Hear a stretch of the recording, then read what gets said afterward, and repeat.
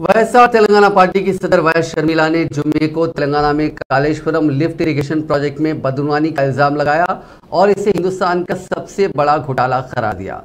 शर्मिला ने इल्जाम लगाया कि 80,500 करोड़ रुपए के प्रोजेक्ट में लगाई गई रकम का बड़ा हिस्सा गबन किया गया है। नई दिल्ली में एक प्रेस कॉन्फ्रेंस में खिताब करते हुए शर्मिला ने कहा कि वो हिंदुस्तान के सबसे बड़े घोटाले को उजागर करने के लिए आई हैं। कालेश्वरम लिफ्ट इरिगेशन प्रोजेक्ट घोटाला सबसे बड़ा है क्योंकि ये सिर्फ इसमें वर्चुअल पैसा नहीं बल्कि फिजिकल पैसा भी है जिसने सरकारी खजाने पर बोझ डाला है। इसमें शामिल मुकम्मल तौर पे जो रकम खर्च की गई वो 1,20,000 करोड़ की है, जिसमें एक बहुत बड़ा हिस्से का गबन किया गया है।